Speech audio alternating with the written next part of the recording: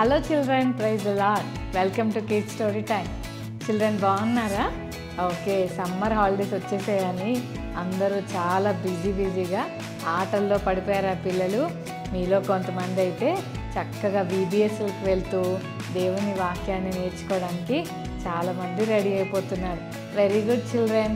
మరి ఈ హాలిడేస్లో దేవుని వాక్యాన్ని నేర్చుకోండి, చక్కగా VBSలకు వెళ్ళండి, అనేకమైన విషయాలు బైబిల్ గురించి తెలుసుకోండి. లెసన్లకు వెళ్ళిపోదామా చిల్డ్రన్?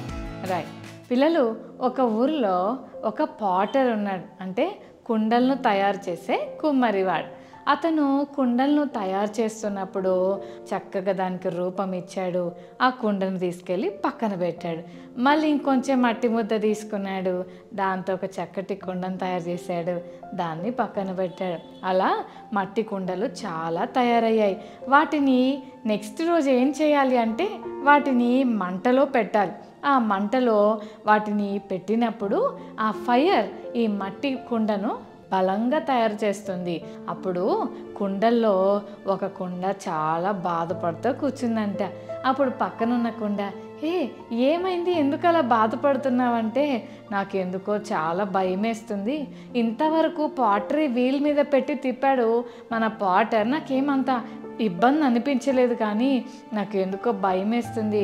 అక్కడ చాలా ఫైర్ ఉంది కదా, ఆ ఫైర్లో నన్ను పెడితే నాకు మంటేస్తే నాకు నొప్పి అనిపిస్తుంది కదా, నాకు అక్కడికి వెళ్ళాలని లేదు అని అందరికీ చెప్తుందంట. అప్పుడు పక్కనున్న కుండలు ఒక కుండ అనిందంట, అలా అనకు, ఎందుకంటే మనం ఎప్పుడైతే ఫైర్లోకి వెళ్తామో అప్పుడే మనం యూస్ఫుల్గా మారుతాం, కాబట్టి ఎప్పుడు అలా అనుకోకూడదు. కొంచెం కష్టమైనా తట్టుకుంటే మనం మంచి యూస్ఫుల్ పార్ట్గా మారుతాం అని చెప్పిందట. అప్పుడు ఈ కుండ అనింది, అమ్మో, నీ మాటలు వింటుంటే నన్ను కూడా తీసుకొని అక్కడికి వెళ్ళిపోయేటట్టున్నావు, నేనైతే రానే రాను. నువ్వు ఎంతసేపు పాటరీ వీల్ మీద తిప్పు, కానీ ఫైర్లోకి మాత్రం నన్ను తీసుకొస్తే నేను అసలు ఒప్పుకోను. వాళ్ళెవరో మనల్ని వాడుకోవడం కోసం మనం ఇప్పుడు మంటల్లోకి వెళ్ళాలా? అంత అవసరం లేదు, నేనైతే పోయేదే లేదు అని అనుకుంది. అప్పుడు ఆ కుమ్మరివాడు ఒకదాని వెనక ఒకదాన్ని మెల్లమెల్లగా వన్ ఆఫ్టర్ ది అదర్ పాట్ని తీసుకొచ్చి ఆ ఫైర్లో పెడుతున్నాడు. అబ్బా, మంట, నొప్పి అని అనుకుంటూ ఆ బర్నింగ్ ప్లేస్లో అవి మండుతూ కొంచెం స్ట్రాంగ్ అయిన తర్వాత వాటిని తీసుకొచ్చి ఇంకొక చోట పెట్టేవాడు. అప్పుడు ఇంకా నెక్స్ట్ టర్న్, ఇంకా రెండు కుండలు ఉన్నాయి, ఈ మాట్లాడుకుంటున్నాయి ఈ కుండలు. అమ్మో, ఇప్పుడు అయిపోయిన ఆ పని, నువ్వు వెళ్ళు, ఈసారి మాత్రం నేనైతే పోయేది లేదు, నువ్వే వెళ్ళిపో, ఆ ఫైర్లోకి నువ్వెళ్ళని పక్కన ఉన్న కుండను నెట్టేద్దాం అనుకుంటుంది ఈ కుండ. మరి ఆ కుమ్మరివాడు అలా చూసి, అయ్యో, ఈరోజు చాలా లేట్ అయిపోయింది, ఇక నేను ఇక్కడ వర్క్ చేస్తూ ఉంటే నాకు టైం సరిపోదు, నేను ఇంటికి వెళ్ళిపోయి రేపు వస్తానులే, రేపు ఈ మిగిలిన కుండలన్నీ కాలుస్తానని అనుకొని కుమ్మరివాడు ఇంటికి వెళ్ళిపోయాడు. అమ్మయ్యా, బతికిపోయాం ఈ రోజుకి, రేపు ఏదో ఒకటి చెప్పొచ్చులే కుమ్మరివానికి అని అనుకున్నది ఈ కుండ. నెక్స్ట్ రోజు మార్నింగ్ వచ్చాడు, కొన్ని కుండలు తయారు చేశాడు. నిన్న ఏ కుండలైతే పక్కన పెట్టాడో వాటిని ఫైర్లో పెట్టాలని బయలుదేరాడు పిల్లలు. అప్పుడు ఒక కుండ లోపల పెట్టి కాలుస్తున్నాడు. బాయ్, మంచిగా వెళ్ళు, ఆ మంటలో కాలి యూస్ఫుల్ కుండగా మారు, యూస్ఫుల్ కుండ అని పక్కదాన్ని ఎక్కిరిస్తూ, నేనైతే రానే రాను, నువ్వు వెళ్ళిపో అని చెప్పి పంపించింది. అయినా పక్కన కుండ అనుకుంది, నేను ఎందుకు నన్ను కుమ్మరివాడు తయారు చేశాడో ఆ ఉద్దేశంలో నేను ఉండకుండా నాకు ఇష్టమైనట్టుగా నేను ఉంటే ఎవరికి ఉపయోగం లేకుండా ఉండటం ఎందుకు, పోతే పోని ఫైర్లోకి వెళ్ళి ఆ మంటలో ఉన్న నేను తట్టుకొని కష్టపడి ఉపయోగపడతానని ఆ కుండ నొప్పైనా బాధైనా ఆ మంటల్లోకి వెళ్ళడానికి ఇష్టపడింది. ఇక నెక్స్ట్ ఈ కుండ టర్న్, అది అయిపోయింది, పక్కన పెట్టాడు. ఇక వస్తున్నాడు తన దగ్గరికి, నడుచుకుంటూ వస్తుంటే, అమ్మ బాబోయ్, ఇప్పుడు నా పని అయిపోయింది, నన్ను తీసుకెళ్ళిపోతాడేమో, ఇప్పుడు ఏం చేయాలి అని పక్కన వాళ్ళని వీళ్ళని అడుగుతా ఉంది. ఇంతలో కుమ్మరివాడు వచ్చి అలా పట్టుకోబోతుంటే, అయ్యా ప్లీజ్ స్టాప్, నన్ను ఏమనొద్దు, నన్ను తీసుకెళ్ళొద్దు, నన్ను ఫైర్లో పెట్టొద్దు అని అంటుంటే కుమ్మరివాడు అంటాడు, నీకేమన్నా పిచ్చా, నిన్ను ఫైర్లో పెట్టి నిన్ను గట్టిగా చేసి నిన్ను వాడుకోవాలి వాడుకోవాలనే కదా నేను నిన్ను తీసుకుంటున్నాను. ఒక మట్టి ముద్దనైన నిన్ను ఇంత అద్భుతమైన రూపం ఇచ్చింది ఎందుకు అనుకుంటున్నావు? నిన్ను వాడుకోవాలనే అని అంటుంటే, నేను ఇట్లాగే వాడబడతా, కావాలంటే నువ్వు నన్ను ఇట్లాగే వాడుకో, నేనైతే ఫైర్లోకి రాను, నేనైతే గట్టిగా అవ్వను, ప్లీజ్ ప్లీజ్ అయ్యా నన్ను మాత్రం తీసుకెళ్ళదు, నేను ఇక్కడే బాగున్నా, నువ్వు ఎట్లా పని చెప్తే నేను ఆ పని చేస్తా, ప్లీజ్ నన్ను ఏమనుకో అని చెప్పి అంటా ఉండింది. పిల్లలు చూశాడు ఆ కుండ మీద జాలేసిందేమో, దాన్ని అలా వదిలిపెట్టి పక్క కుండలు తీసుకెళ్ళి కాలుస్తా ఉన్నాడు ఈ కుమ్మరివాడు. కాసేపు అయిన తర్వాత తయారైన కుండను తీసుకొని, నేను ఫైర్లోకి రాననింది కదా, ఆ కుండ పక్కన పెట్టి దాంట్లో నీళ్లు పోసి పెట్టాడు. అప్పుడు ఈ కుండ పక్కనున్న దాన్ని ఎక్కిరిస్తుంది. చూసావా ఎన్ని నీళ్లు మోస్తున్నావో, నేను చెప్పిన మాట నువ్వు వినుంటే, ఫైర్లోకి రాను అనుంటే నాలాగా నువ్వు కూడా ఖాళీగా ఉండేదానివి.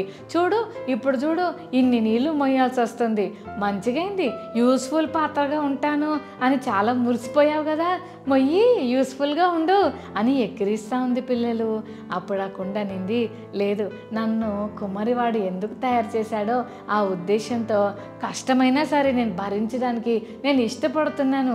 అసలు ఉపయోగపడని జీవితమే నాకు వద్దు.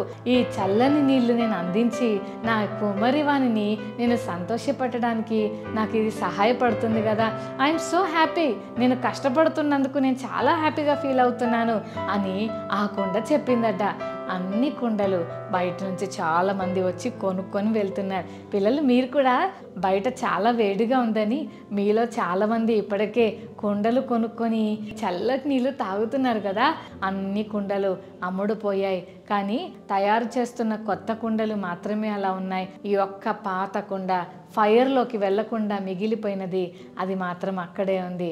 అన్ని కుండలు వెళ్ళిపోతుంటే వాటిని అలా చూస్తూ ఆ కుండలన్నీ నీళ్లు మోయడానికి వెళ్తున్నాయి, కష్టపడడానికి వెళ్తున్నాయి. నేను చూసావా ఎంత గ్రేటో, మంచి ఐడియా వచ్చింది నాకు, ఫైర్లోకి వెళ్ళను సార్ అని బతిలాడుకున్నాను అనుకో, హ్యాపీగా ఏ బరువు మోయకుండా ఏ కష్టపడకుండా హ్యాపీగా ఇలా బతికేయచ్చు అని అనుకుంది. పిల్లలు ప్రతిరోజు అనుకున్నట్టే ఉంటుందా? మెల్లగా వాతావరణం మారిపోయింది, మబ్బులు వచ్చి వర్షం వచ్చింది. ఎప్పుడైతే వర్షం వచ్చిందో ఆ వాటర్ అంతా కుండ మీద పడినప్పుడు ఆ కుండలో రూపము పోయి దాని షేప్ అంతా మారిపోయింది, నీరు కారిపోయినట్టుగా కారిపోతా ఉంది. అప్పుడు ఆ కుండ చాలా కన్నీళ్లతో బాధపడుతూ పక్కనున్న కుండకు చెప్తుంది, అయ్యో నేను ఎంత గర్విష్టిదాన్ని, చెప్పిన మాట వినలేదు, నా ఫ్రెండ్స్ ఎంతమందో వచ్చేసాయి, ఫైర్లోకి వచ్చి నేను కూడా ఉంటాను కదా నీకు తోడు, ఎంత కష్టమైనా మనం కొంచెం కష్టపడితే మనం ఉపయోగపడతాం, మనం వాడబడతామని ఎంత చెప్పినా నీ మాట నేను వినలేదు, నువ్వేదో నీళ్లు మోస్తున్నావు, మంచిగా అయింది, నువ్వు అలాగే ఉండని నిన్ను కూడా ఎక్కిరించాను, సారీ, నేను నిజంగా ఎంత బ్యాడ్ పని చేశాను, ఇప్పుడు నన్ను తిరిగి మళ్ళీ వాడుకునే అవకాశం లేకుండా ఇలా కరిగిపోయి నీరు గారిపోయాను, నా జీవితంలో కష్టపడటానికి ఇష్టపడకపోవడం వల్ల ఈరోజు నేను ఎంత నష్టపోయానని ఆ కుండ ఏడుస్తూ బాధపడుతూనే అలా కరిగిపోయింది.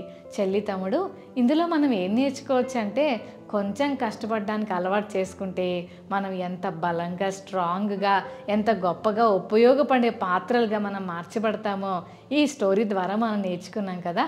మరి అబ్రాహాం తాతయ్య మీ అందరికీ తెలుసు కదా. అబ్రాహాం తాతయ్య వాళ్ళ కొడుకైన ఇస్సాకుకి పెళ్లి చేయడానికి ఎలియాజర్ అనే ఒక సర్వెంట్ని పిలిచి అంటాడు, క్యామెల్స్ తీసుకొని నువ్వు వెళ్ళు, ఇక్కడ ఎవరిని కాదు కానీ అంత దూరంలో ఉన్న మా ఫ్యామిలీ రిలేటివ్స్ దగ్గరికి వెళ్ళి ఒక మంచి అమ్మాయిని తీసుకొని రా అని చెప్పాడు.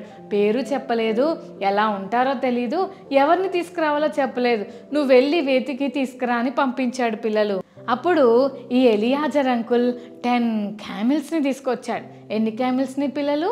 10 క్యామిల్స్ని తీసుకొచ్చి చాలా దూరం ప్రయాణం చేస్తూ ఎలియాజర్ అంకుల్ వెళ్ళాడు. ఒక ఊరు వెళ్ళాడు పిల్లలు. అక్కడ ఒక వెల్ ఉంటే ఆ వెల్ దగ్గర కూర్చొని ఉన్నాడు పిల్లలు. అక్కడ నీళ్లు చేదుకోవడానికి ఏమీ లేవు. అంకుల్కి బాగా దాహం వేస్తుంది. అంకుల్ ఒక చిన్న ప్రార్థన చేశాడు. అంకుల్ ఎప్పుడైతే మోకరించి ప్రార్థన చేస్తున్నాడో అంకుల్ చుట్టూన్న 10 క్యామిల్స్ కూడా మోకరించి ప్రార్థన చేస్తున్నాయి. చెల్లి తమ్ముడు మీరు కూడా మోకరించి ప్రార్థన చేస్తారా? చాలామంది మంచం మీద పండుకొని ప్రభువా ఈ రాత్రంతా కాపాడు అంటారు కదా. కానీ ఎలియాజర్ అంకుల్ ఎంత భక్తిగా నీల్ డౌన్ చేసి ప్రేయర్ చేస్తుంటే అంకుల్ యొక్క భయభక్తులకు క్యామిల్స్ కూడా సహకరించి అవి కూడా మోకాలేసి ప్రార్థన చేస్తూ ఉన్నాయి. ఎలియాజర్ అంకుల్ ప్రార్థన చేస్తూ అంటాడు, దేవా ఎవరైతే నీ ఏర్పాట్లో ఉన్నారో వాళ్ళే రావాలి ప్రభా అని ప్రార్థన చేస్తే ఆమేన్ అంటుంటేనే ఒక అక్క ఒక బిందెలాగా ఒక కుండను భుజం మీద పెట్టుకొని నీళ్లు తెచ్చుకోవడానికి వచ్చింది. చాలా లోతుగా ఉండే ఆ బావి లోపలికి దిగి నీళ్లు తెచ్చుకోవడానికి అక్క వస్తే అంకుల్ అడిగాడమ్మా కొంచెం నాకు వాటర్ కావాలి ఇస్తావా అని అడిగాడు. పిల్లలు మీరైతే మమ్మీ కానీ డాడీ కానీ మన ఇంటికి వచ్చిన ఎవరైనా బాబు మంచినీళ్ళు తే అలా చూసి మమ్మీ ఆంటీకి వాటర్ అంట, డాడీ అంకుల్కి వాటర్ అంట అని వాళ్ళకి వీళ్ళకి పనులు చెప్తా ఉంటాం కదా. మనం అస్సలు కదలం. కానీ రిబ్కా అక్క దగ్గర మనం ఒక గొప్ప విషయం నేర్చుకోవచ్చు. అడిగింది అంకుల్ అయితే అక్క అంటుంది, అయ్యా నీకే కాదు నీతో వచ్చిన 10 క్యామెల్స్కి కూడా నేను వాటర్ పోస్తాను, మీరు ఇక్కడే కూర్చోండి అని అంకుల్కి వాటర్ ఇచ్చింది. ఒక్కొక్క క్యామిల్ ఆల్మోస్ట్ డ్రమ్ము నీళ్లు తాగుతుంది. మరి 10 క్యామిల్స్కి ఫుల్ వాటర్ పోసిందంటే జస్ట్ ఇమాజిన్ చిల్డ్రన్, అక్క ఎన్నిసార్లు బావిలోకి దిగిందో, ఎంత కష్టపడింది కదా. అందుకే అంకుల్ అక్కను చూడగానే ఆశ్చర్యం వేసింది. ఈమెనే మరి ఇస్సాకుకి మంచి వైఫ్ అవుతుందని చెప్పి ఇది గాడ్స్ విల్ అని అంకుల్కి అర్థమైపోయింది. వెంటనే అక్కకు కొన్ని ఆర్నమెంట్స్ ఇచ్చి అంకుల్ వాళ్ళు మరి అక్క వాళ్ళ ఇంటికి వెళ్తారు. ఆ తర్వాత మరి అబ్రహం అంకుల్ వాళ్ళ ఇంటికి తీసుకొస్తారు. రిబ్కా అక్క దగ్గర మనం నేర్చుకోవాల్సిన గొప్ప విషయం ఏంటంటే షీఈస్ హార్డ్ వర్కర్. చాలా కష్టపడి అన్ని క్యామెల్స్కి నీళ్ళు పోసింది కదా. పిల్లలు దేవుడు కూడా కష్టపడే వాళ్ళనే వాడుకున్నాడు. ఎలీషా అంకుల్ పని చేస్తుంటే వాడుకున్నాడు, పీటర్ అంకుల్ ఫిషింగ్ చేస్తున్నప్పుడు వాడుకున్నాడు, మాథ్యూ అంకుల్ వీళ్ళు ట్యాక్స్ కలెక్ట్ చేస్తున్నప్పుడు వాడుకున్నాడు. మరి ప్రతి ఒక్కరిని కూడా దేవుడు పని చేస్తున్న వాళ్ళని దేవుడు వాడుకున్నాడు. సోమరులని దేవుడు వాడుకోవడానికి ఇష్టపడాడు. చెల్లి తమ్ముడు సోమరితనం అంటే దేవునికి అస్సలు ఇష్టం లేదు. అందుకే మనం చాలా యాక్టివ్గా ఉండాలి, దేవుని పనిలో చురుకుగా ఉండాలి. రిబ్కా అక్కని చూశారు కదా ఎంత చక్కగా కష్టపడి 10 క్యామెల్స్కి విసుక్కోకుండా. అసలు ఎలియాజర్ అంకుల్ అంటే ఎవరో అక్కకి తెలీదు, ఆయన ఎవరో బయట మనిషి, వాటర్ అడిగితే ఆయనకి ఇస్తే సరిపోతుంది. కానీ అక్క ఏం చేసిందంటే పాపం ఎంత దూరం నుంచి వచ్చారో, ఎంత దాహంగా ఉన్నారో, క్యామెల్స్ కూడా దాహంగా ఉన్నాయి, మీరు దాహంగా ఉన్నారు, తప్పకుండా మీకు నేను వాటర్ ఇస్తానని అంత ఓపిక్గా అన్ని క్యామెల్స్కి అక్క ఇవ్వటం చాలా గ్రేట్ కదా. నీకు ఇవ్వడమే ఎక్కువ, మళ్ళీ మీ క్యామెల్స్కి కూడా పోయాలా, ఆ వాటర్ నేను అసలు ఇవ్వను, కావాలంటే నా పాట్ మీకు ఇస్తాను, మీరు తోడుకొని మీ క్యామెల్స్కి నీళ్ళు పోయండి అని చెప్పలేదు. కానీ తానే కష్టపడి క్యామెల్స్ అన్నిటికీ నీళ్లు తోడి ఇచ్చింది. ఎంత గ్రేట్ కదా. పొద్దున్న లెగసేటప్పుడు చాలామంది మమ్మీలు అరే లెగురా లెగురా అమ్మా లెగు అని చాలా ఇబ్బంది పడుతుంటారు. చిన్న చిన్న పనులకు కూడా మమ్మీ మీద డాడీ మీద చాలామంది ఆధారపడుతుంటారు. చెల్లి తమ్ముడు మన పనులు మనం చేసుకోవాలి. మంచినీళ్ళు తెచ్చుకోవడం కానీ, ఫుడ్ తినటం కానీ, వర్క్ చేసుకోవడం కానీ, ఇంకా ఈ హాలిడేస్లో మంచిగా మమ్మీకి డాడీకి హెల్ప్ఫుల్గా ఉంటే వాళ్ళు మిమ్మల్ని బట్టి చాలా హ్యాపీగా ఫీల్ అవుతారు కదా. ఎస్, ఈరోజు మనం ఏం నేర్చుకుంటున్నాం? ఆ లేజీ పాట్ లాగా మనం కూడా నేను ఎక్కడికి వెళ్ళను, నేను ఫైర్లోకి వెళ్ళను, నేను కష్టపడను అని అంటే వర్షానికే కరిగిపోయి పనికి రాకుండా పోయింది. మరి మనం అలా ఉండొద్దే, లేజీగా ఉండకుండా రిబ్కా అక్కలాగా మనం హార్డ్ వర్క్ చేయాలి. బైబిల్లో అందరూ పనిచేస్తుండగానే దేవుడు వారిని చూస్ చేసుకున్నాడు. మరి నువ్వు కూడా కష్టపడితే దేవుడు నిన్ను కూడా వాడుకోవడానికి ఇష్టపడతాడు. యేసయ్య నాకు అలాంటి మనసు ఇవ్వండి అని ప్రభుని అడుగుదాం. కళ్ళు మూసుకోండి, ప్రార్థన చేసుకుందాం. ప్రేమ గల తండ్రి మీకు వందనాలు. విన్న మాటలు మా హృదయాల్లో నీరు కట్టి ఫలింపచేయండి. కష్టపడి పనిచేసేవారిగా మమ్మల్ని చేయండి. సోమరికుండా మరి ఎందుకు పనికి రాకుండా కరిగిపోయింది, ఉపయోగపడలేని పరిస్థితిలోకి వెళ్ళిపోయింది. మా జీవితాల్లో మేము ఎప్పుడూ అలాంటి పరిస్థితిలోనికి దిగజారిపోకుండా రిబ్కా అక్కలాగా మేము కష్టపడి పనిచేయడం నేర్చుకునే వారిగా మేము ఉండినట్లుగా నీ కృప దయచేయమని, ప్రతి సోమరితనం నుంచి విడుదల దయచేయమని యేసు నామమున వేడుకొని ప్రార్థిస్తున్నాం తండ్రి. ఆమేన్.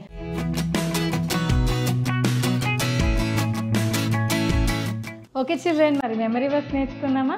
సామెతలు 14:23. Proverbs 14:23. ఏ కష్టము చేసినను లాభమే కలుగును, వట్టి మాటలు లేమిడికి కారణములు. సామెతలు 14:23. Okay children, God bless you. Bye.